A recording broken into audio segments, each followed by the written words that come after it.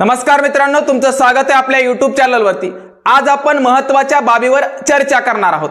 पहा, लक्षात घ्या, सध्या प्रत्येक मराठा समाजातील व्यक्तीच्या मनात प्रश्न उभा राहिलाय, तो म्हणजे कोणता? कारण मनोज जरांगे पाटलांनी जो निर्णय घेतला, ज्या मतदारसंघात उमेदवार निवडून येईल त्या ठिकाणी उमेदवार द्यायचा आणि ज्या मतदारसंघात मताधिक्य कमी आहे त्या ठिकाणी विरोधकांचा उमेदवार पाडायचा। मग अशा प्रकारचा निर्णय घेतल्यानंतर प्रत्येक राजकीय पक्षांनी त्यांची उमेदवारी यादी जाहीर केली। त्याच्यामध्ये पाहिलं असेल जवळपास 95% उमेदवार हे मराठा समाजातील आहेत। म्हणजे आता या ठिकाणी प्रत्येक राजकीय पक्षाला 100% भीतीचं वातावरण तयार झाले। म्हणून तरी सध्या ओबीसी प्रवर्गातील लोकांनी लक्षात घ्यायला पाहिजे की त्यांनी मराठा समाजातील व्यक्तींना आरक्षणाचा तिढा सोडवला नाहीये। म्हणजे याचा अर्थ मराठा समाजाशी त्यांना काहीच घेणं देणं नाहीये। दुसऱ्या बाजूने ओबीसी प्रवर्गातील उमेदवाराची संख्या पाहिली असेल तर जवळपास 5% यांनी उमेदवार दाखल केलेत। म्हणजे या ठिकाणी पाहायला गेलं तर प्रत्येक राजकीय पक्षांनी फक्त 5% उमेदवारी ओबीसी प्रवर्गाला देऊन ओबीसी प्रवर्गातील व्यक्तींना हिणवलं आहे। म्हणजे याचा अर्थ ओबीसी प्रवर्गातील लोकांशी त्यांना काही घेणं देणं नाहीये, मराठा समाजातील व्यक्तीशी काही घेणं देणं नाहीये, पण त्यांना स्वतःची राजकीय पोळी भाजून स्वतःचा स्वार्थ साधायचा आहे।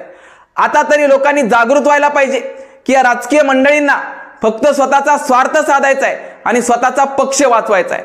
म्हणून तर मनोज जरांगे पाटलांनी तिसरा निर्णय घेतला, ज्या मतदारसंघात उमेदवार जिंकून येणार त्याच्यात उमेदवार देणार आहेत। पण मेन महत्त्वाचा प्रश्न उभा राहिलाय, तो म्हणजे कोणता? की त्या मतदारसंघात मराठा विरुद्ध मराठा अशा प्रकारची लढत होणार आहे। म्हणजे याचा अर्थ काही राजकीय पक्षांनी मनोज जरांगे पाटलांनी एखादा उमेदवार देण्याचं ठरवलंय तर त्या ठिकाणी 100% मराठा उमेदवारच दिलाय। म्हणजे याचा अर्थ त्यांना असं वाटतंय की मराठा उमेदवार दिला तर मराठा समाजातील व्यक्तींची मते मिळतील प्लस ओबीसी प्रवर्गातील व्यक्तींची मते मिळतील आणि आपला विजय निश्चित होईल। आता तरी लोकांनी लक्षात घ्यायला पाहिजे की या लोकांनी आतापर्यंत सर्वच समाजातील व्यक्तींचा वापर राजकीय कारणासाठी केला। म्हणजे याचा अर्थ स्वतःचा पक्ष वाचवण्यासाठी केला। आता तरी लोकांनी सावध व्हायला पाहिजे की या लोकांनी आतापर्यंत आपल्या समस्या सोडवल्यात का, आपल्या मागण्या पूर्ण केल्यात का? मराठा विरुद्ध मराठा उमेदवार जरी असला तरी सुद्धा मनोज जरांगे पाटलांनी जो निर्णय घेतलाय आणि उमेदवार देण्याचा निर्णय जर पक्का झाला आणि उमेदवार दिला तर 100% सर्व व्यक्तींनी त्या उमेदवाराला कशा प्रकारे पाठिंबा दिला पाहिजे स्पष्टरित्या मनोज जरांगे पाटलांनी सांगितलंय। म्हणून आता तरी लक्षात घ्या, जरी उमेदवार मराठा विरुद्ध मराठा असेल तर 100% लक्षात आलंय की राजकीय पक्षातील व्यक्तींनी त्या व्यक्तीला का उभं केलंय। कारण मनोज जरांगे पाटलांनी सुद्धा जर उमेदवार दिला तर त्या उमेदवाराचे मते फुटून आपल्या उमेदवाराला मिळाले पाहिजे आणि मनोज जरांगे पाटलांचा जो कोणी उमेदवार असेल तो पडला पाहिजे। अशा प्रकारचं कारस्थान त्यांनी 100% रचलं आहे। म्हणून तर तुम्ही पाहिलं असेल प्रत्येक राजकीय पक्षांच्या यादीमध्ये 95%च्या आसपास मराठा उमेदवार आहेत। म्हणजे याचं कारण आहे की त्यांना मराठा समाजातील व्यक्तीशी देणं घेणं नाहीये, पण मराठा समाजातील व्यक्तींची त्यांना 100% मते पाहिजेत। म्हणजे या ठिकाणी त्या व्यक्तीच्या मागणीशी तर काही घेणं देणं नाहीये, त्या मराठा समाजातील लेकरांच्या भविष्याशी काही घेणं देणं नाहीये। म्हणजे या ठिकाणी फक्त स्वतःची राजकीय पोळी बाजून घेण्यासाठी मराठा समाजातील व्यक्तीचा राजकारणासाठी वापर करतायत, स्वतःचा पक्ष वाचवण्यासाठी वापर करतायत। आता जर तुम्ही या ठिकाणी विचार नाही केला तर येत्या भविष्यामध्ये अशा प्रकारचा वापर प्रत्येक निवडणुकीला करतात। म्हणजे या ठिकाणी हा वापर थांबवण्यासाठी तुम्हाला सध्या ही वेळ आहे, विचारपूर्वक निर्णय घ्या आणि मनोज जरांगे पाटलांनी जर उमेदवार दिला आणि त्या उमेदवाराच्या विरोधात राजकीय पक्षांचा मराठा व्यक्तीच उमेदवार असेल तर 100% ओळखा की कोणता व्यक्ती स्वतःच्या स्वार्थापोटी लढतोय आणि कोणता व्यक्ती समाजाच्या हितासाठी लढतोय। म्हणजे या ठिकाणी त्यांनी मराठा समाजातील व्यक्तींची मागणी पूर्ण न करून मराठा समाजाला हिणवलं आणि विधानसभेमध्ये उमेदवारीमध्ये पाहिलं असेल ओबीसी प्रवर्गातील व्यक्तींची उमेदवारी कमी आहे। म्हणजे या ठिकाणी ओबीसी प्रवर्गातील व्यक्तींना सुद्धा हिणवलं आहे। म्हणजे या ठिकाणी विधानसभेत उमेदवारी अर्ज दाखल करण्याच्या पूर्वी ओबीसी प्रवर्गाचा टक्का 5%वर आणून ठेवलाय। म्हणजे या ठिकाणी ओबीसी प्रवर्ग असो की मराठा समाजातील व्यक्ती असो यांचा वापर यांनी 100% राजकारणासाठी करतायत, स्वतःचा पक्ष वाचवण्यासाठी करतायत, पण या लोकांशी त्यांना काहीच कुठल्याच प्रकारचं देणं घेणं नाहीये। म्हणून प्रत्येक व्यक्तीने सध्या सजग राहिलं पाहिजे, जागरूक राहिलं पाहिजे आणि आपल्या मताचा योग्य ते वापर केला पाहिजे. नाहीतर सध्या पाहिलं असेल प्रत्येक राजकीय मंडळीकडे भरमसाठ पैसा असतो आणि तोच भरमसाठ पैसा हा तुमच्यावर उडवला जातो आणि मटणावर खर्च केला जातोय. म्हणून राजकीय व्यक्तीच्या मटणावर न लक्ष देता योग्य ते बटणावर लक्ष द्या आणि योग्य तो उमेदवार निवडा. याच्यासाठी तुम्हाला एकच करायचंय, आतापर्यंत कोणत्या उमेदवाराने आपल्या प्रश्न मार्गी लावलेत, आपल्या समस्या सोडवल्यात, आपल्या मागण्या पूर्ण केल्यात याचा अभ्यास करावा लागेल. जर तुम्ही अभ्यास न करता त्यांच्या आमिषाला बळी पडलात तर याचा अर्थ तुमचं मत तुम्ही विकतायत. आपल्या भारतीय संविधानाने बहुमूल्य मतांचा अधिकार आपल्याला दिलाय. त्या मताचं मूल्य कोणीच ठरवू शकत नाही. त्या मताचं मूल्य पाहिलं असेल तर या ठिकाणी भारतामध्ये सर्वश्रेष्ठ आहे.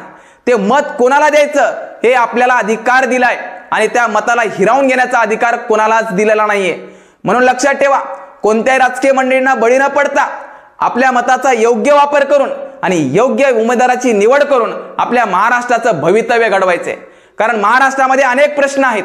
शेतकऱ्यांच्या पिकाला कुठल्याही प्रकारचा भाव नाहीये, त्याच्यासाठी आपल्याला महत्वाचा उमेदवार द्यायचा आहे. मराठा समाजातील आरक्षणाचा तिढा कोणी सोडवला नाहीये, ते तिढा सोडवण्यासाठी उमेदवार द्यायचा आहे. बेरोजगारांना रोजगार मिळवण्यासाठी महत्वाचा उमेदवार द्यायचा आहे. म्हणून या राजकीय मंडळीमध्ये बघितलं असेल प्रस्थापित लोकांची सध्या गर्दी होताना दिसते आणि ती गर्दी थांबवण्याचा अधिकार हे तुमच्या हातात आहे. म्हणून लक्षात ठेवा, प्रस्थापितांना स्वतःचा स्वार्थ आणि स्वतःचा पक्ष मोठा करायचा आहे. महाराष्ट्रातील कुठल्याच समाजातील व्यक्तीचं हित ते जोपासत नाहीयेत. म्हणून लक्षात ठेवा, मनोज जरांगे पाटलांनी 18 पगड जातींना एकत्रित घेऊन कोणता उमेदवार कोणत्या मतदारसंघात द्यायचा याचा जर निर्णय घेतला आणि उमेदवार ठरला तर तुम्ही विचार करा की मनोज जरांगे पाटलांच्या उमेदवाराला कशा प्रकारे साथ दिली पाहिजे. त्याचं एकमेव कारण आहे, तो व्यक्ती कुठल्याही राजकीय पक्षासोबत लढणार नाहीये, तो व्यक्ती अपक्ष लढणार आहे. म्हणजे याचा अर्थ त्याचा कुठल्याही राजकीय पक्षाशी संबंध नसणार आहे. म्हणजे याचा अर्थ प्रत्येक तळागाळातील लोकांचा विचार करणारा उमेदवार असणार आहे. म्हणून सध्या आतापर्यंत आपण प्रस्थापित लोकांना चांगल्या प्रकारे निवडून दिलं, पण आपल्या पदरात त्यांनी कुठल्याच प्रकारचा फायदा, कुठल्याच प्रकारच्या समस्या दूर नाही केल्या नाहीयेत. म्हणजे याचा अर्थ आतापर्यंत फक्त आपल्या मतांचा वापर केला आणि स्वतःची राजकीय पोळी बाजून घेतली. आणि प्रस्थापित लोकांचं पाहिलं असेल सध्या घरदार मोठा आहे, स्वतःचे लेकरं चांगल्या शिक्षण घेत आहेत.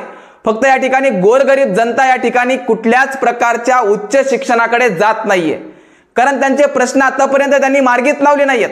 शेतकऱ्यांच्या शेतीमालाला योग्य भाव मिळवण्यासाठी विधानसभेत कधी आवाजच उठवला नाहीये. बेरोजगारांना रोजगार मिळवण्यासाठी कधी विधानसभेत आवाजच उठवला नाहीये. तर हे खरेखुरे आपले नेतृत्व सांभाळतील का याचा सुद्धा आपल्याला विचार करणं काळाची गरज आहे. आणि सध्या पाहायला गेलं मनोज जरांगे पाटील प्रत्येक समाजातील व्यक्तीचा विचार करतायत. कोणता उमेदवार कोणत्या मतदारसंघात जाईल याचा सुद्धा विचार करतायत. आणि एससी आणि एसटी प्रवर्गातील जे राखीव मतदारसंघ आहेत त्याच्यात उमेदवार न देण्याचा सुद्धा त्यांनी निर्णय घेतला. म्हणजे या ठिकाणी एससी असो की एसटी प्रवर्ग या प्रवर्गातील व्यक्तींचा मनोज जरांगे पाटलांनी विचार करून उमेदवार न देण्याचं ठरवलंय, जेणेकरून त्या एसटी आणि एससी प्रवर्गातील लोकांना मराठा समाजातील मतांचा कुठंतरी सहभाग लागेल, कुठंतरी मदत मिळेल आणि तो व्यक्ती 100% विधानसभेत जाऊन चांगलं कार्य करेल. कारण या ठिकाणी मराठा समाजातील आरक्षणाचा तिढा सोडवण्यासाठी योग्य तो उमेदवार विधानसभेत जाणं हे सध्या काळाची गरज आहे. कारण हे तिढा सोडवण्यासाठी सत्तेत गेल्याशिवाय पर्याय नाहीये.